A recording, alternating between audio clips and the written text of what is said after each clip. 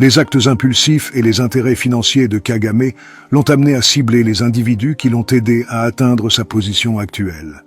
Beaucoup de ces personnes, comme Trilbert Rujugiro, Sam Nkuzi, Edgar Rwanga-Bwoba, Valens Kajegouakwa, Kalinda Dupin-Sucré, Kajangwe, Kalissa Bessédei, Donat Kananura, Grégory Karouretwa, Pascal Nouveau-Riche, Haroun Kalimba, qui ont généreusement donné leur richesse et participé activement à la lutte, ont été humiliés, détenus et volés par le général Kagame, la personne même qui était censée les protéger. Paul Kagame s'est présenté comme une figure sociétale imposante, instillant la peur dans le cœur des gens. Il peut emprisonner ou éliminer quiconque le gêne, car il ne tolère ni la dissidence ni les défis.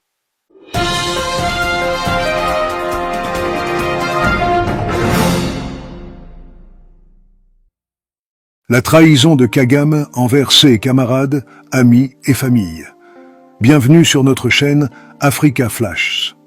Dans la discussion d'aujourd'hui, nous plongeons dans la personnalité énigmatique de Kagame, un dictateur qui suscite un mépris généralisé de nombreux habitants de la région des Grands Lacs, en particulier en RDC, au Rwanda, au Burundi et en Ouganda, en raison des pertes considérables en vies humaines liées à son règne. Notre attention se porte sur un chapitre du livre de Noble Marara, Derrière le rideau présidentiel, à la découverte du véritable Paul Kagame par son ancien garde du corps, où Marara dévoile un portrait surprenant du caractère de Kagame.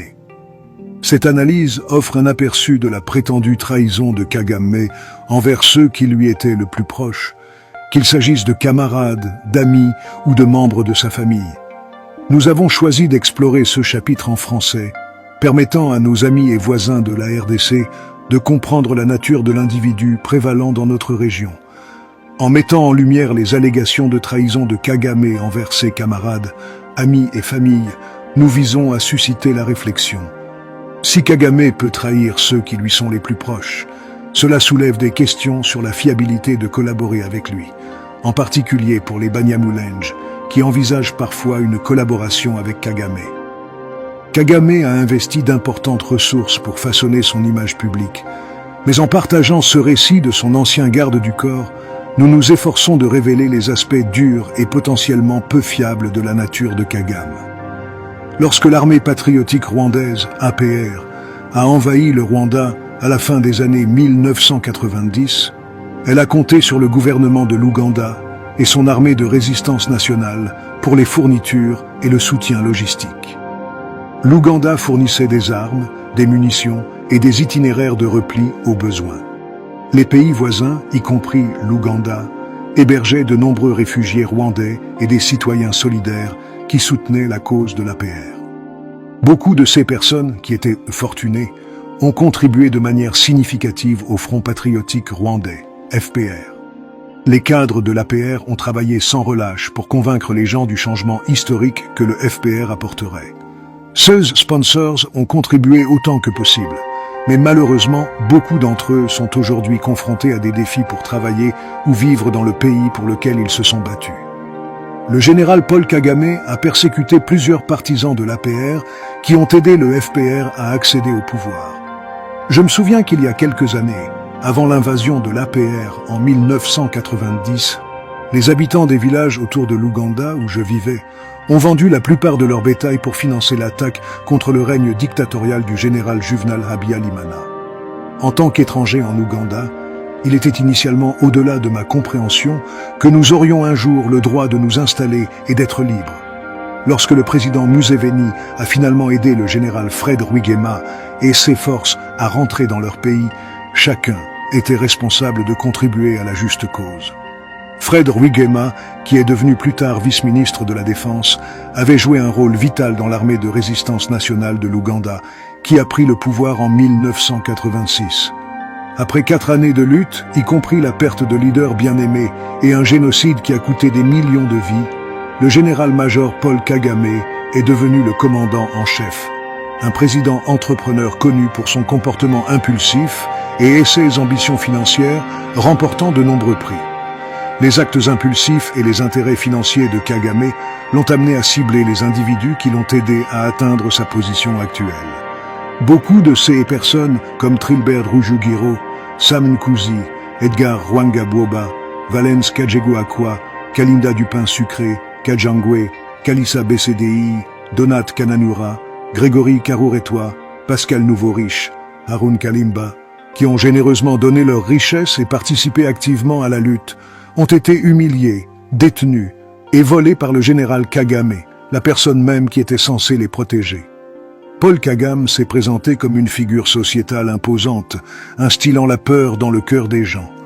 Il peut emprisonner ou éliminer quiconque le gêne, car il ne tolère ni la dissidence ni les défis. Kagame qualifie souvent ses collègues de tueurs ou d'individus incontrôlables pour les arrêter, prenant des décisions unilatérales sans reconnaître leurs conséquences.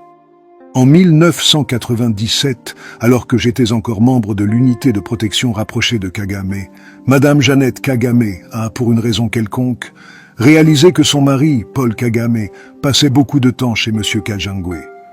C'était inhabituel car Kagame n'était pas connu pour sa sociabilité. Je me souviens d'une nuit où je faisais partie du convoi de Kagame à la cantine des officiers supérieurs vers 21h. Le major Willy Rwagazana m'a chargé de prendre 4 soldats et de sauver Madame Kajangwe d'intrus essayant prétendument de pénétrer chez elle. Alors que nous nous précipitions vers sa résidence avec sirène, klaxon et plein phare, la scène était embarrassante, car rien n'a pu être trouvé. J'ai transmis un message radio à Willy Rwagazana, l'informant que la résidence de Madame Kajangwe était vide. À ce moment-là, Monsieur Kajangwe était aux États-Unis et il avait peur de revenir au Rwanda, car il savait que sa femme avait une liaison avec Paul Kagame, ce qui l'avait poussé à fuir pour sa vie. Étonnamment, Madame Kajangwe a rappelé, cette fois en larmes, prétendant que quelqu'un essayait de forcer l'entrée. Nous avons été renvoyés chez elle pour arrêter ceux qui tentaient de s'introduire. Lorsque nous sommes arrivés de nouveau, personne n'était présent. J'ai signalé à Willy qu'il n'y avait personne à la résidence. Willy nous a demandé de rester sur place, laissant le convoi de Paul Kagame avec un seul véhicule, à l'exclusion du sien. Vers 1h du matin, Paul Kagame est arrivé à la résidence de Kajangwe, où il est resté jusqu'à 5 heures. Il était clair que Madame Kajangwe n'occupait aucun poste gouvernemental officiel, de sorte que la nature de la conversation est restée un mystère. Jeannette Kagame a finalement confronté Madame Kajangwe à propos des visites de son mari, CE qui a réduit ses visites. Peu de temps après, Kagame a rendu visite à la maison de Grégory Karouretois pour demander conseil à Madame Karouretois, qui avait précédemment arrangé le mariage de Kagame avec Jeannette et était sa marraine. Suite à cette visite, Madame Kajangwe a été escortée de près à l'aéroport, où elle a pris un avion pour les États-Unis afin de retrouver son mari. Kagame rencontrait souvent Madame Karouretois, qui jouait un rôle maternel dans sa vie et était responsable de l'organisation de son mariage avec Jeannette des années auparavant. Monsieur Karouretois était un homme riche qui soutenait l'effort de guerre et jouait un rôle de père dans la vie de Kagame. Kagame, qui avait autrefois compté sur Monsieur Karouretois, l'a ensuite maltraité et appauvri. De même, Monsieur Kajangwe avait sponsorisé la guerre avec de nombreux autres pour assurer notre retour au Rwanda en utilisant ses fonds. Il était devenu un ami personnel de Kagame car Jeannette avait grandi avec Monsieur et Madame Kajangwe au Burundi.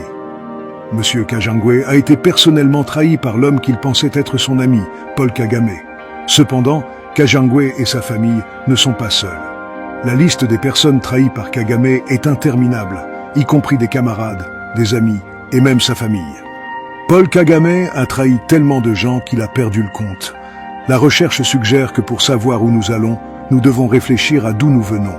Il s'agit d'un terme général pour les activités intellectuelles et pratiques auxquelles les individus s'engagent pour explorer leurs expériences, conduisant à une nouvelle compréhension et appréciation. Après avoir passé de nombreuses années aux côtés du président Paul Kagame, j'ai réalisé qu'il doit acquérir des compétences de leadership cruciales, y compris la réflexion et la communication.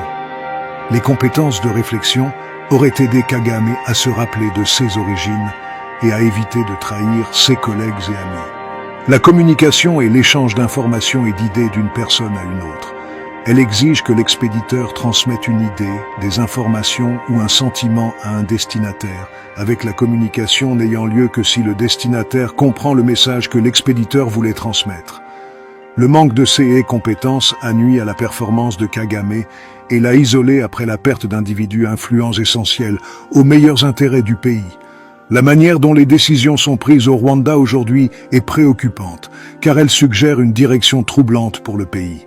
L'ascension de Kagame a vu de nombreuses victimes, y compris des combattants de la liberté morts au combat pendant la guerre ou tués par le réseau de renseignement de Kagame pour avoir remis en question sa compétence.